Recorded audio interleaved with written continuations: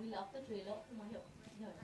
Okay, so you probably had the experience of working with most seasoned actors in the industry. So what do you take back from this movie? You know, मेरी किस्मत बहुत अच्छी है. मुझे हमेशा ही from my first film I've always worked with very very good actors. You know, and I've had the privilege, I can say this very humbly, that I worked with some of the best actors of our times. So with this film also, you know, I think working with everybody was so good. And the best part about Ishqiya, as a franchise, is that it's always brought together different kind of actors with different energies and different styles. And I think that's true for Date as well, because all of us in the film bring a completely unique and a completely quirky, mad element to the film. Okay Madhuri ji, hi. मेरा सवाल आपसे ये है कि डेढ़ इश्का के अलावा कई सारी स्क्रिप्ट आपके पास आई, आपको ऑफर किया गया, लेकिन आपने मना कर दी. सिर्फ डेढ़ इश्का को साइन किया था उस वक्त. क्या वजह थी डेढ़ इश्का को साइन करने की? क्योंकि वो डेढ़ थी.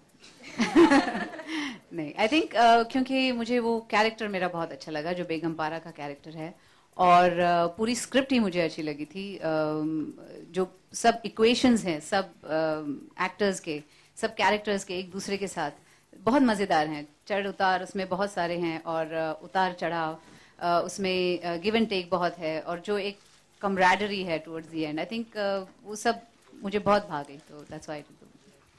मेरा सवाल सारी स्टार्टअप से है. इश्क एक एहसास है, लेकिन जब हम इस साइड, इश्क एक एहसास है, इश्क के साथ इश्किया तो समझ में आता है, ये डेढ़ क्यों, क्या है ये डेढ़? बस क्योंकि हमने ये फिल्म पूरी 1.5 शिफ्टों में की है. हर शिफ्ट 1.5 शिफ्ट थी, तो हमने सोचा.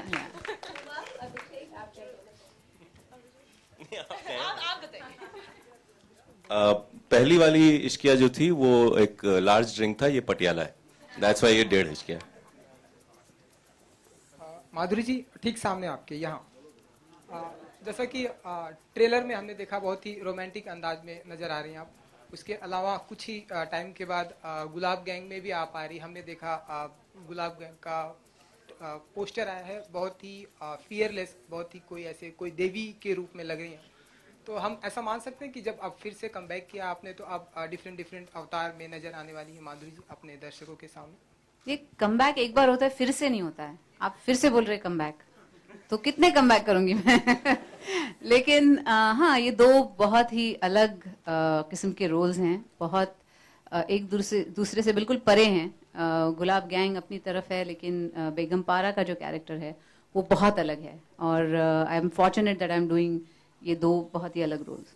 और दोनों ही फिल्में साथ में आने वाली थी, लेकिन अब मैंने देखा है कि डेट काफी चेंज हो गई है. तो ये आपने करवाया है या मैं कुछ नहीं करवाती.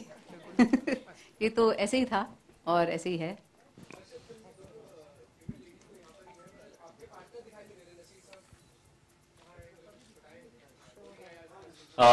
नसीर भाई का रिहर्सल चल रहा है. 8 बजे का आज प्ले है, तो उसके रिहर्सल में बिजी है. तो वो उन्होंने बोला था कि भाई कुछ नजदीक में वेन्यू होगा तो मैं एक आधे घंटे के लिए आऊंगा, लेकिन यहाँ पे आने के लिए 1 घंटा और 1 घंटा जाने का था, तो इसके लिए वो नहीं आ पाए.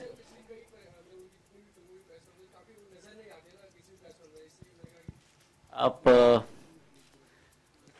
क्या नसीर भाई रेगुलरली थिएटर करते हैं, and he is very committed to theatre, so I think that's the reason, because around the year he is traveling with his team. कथा कोलाज, इस्मत मंटो हाजिर हैं, आज भी कथा कोलाज है उनका प्ले, इसलिए. Hi, my question is to Madhu.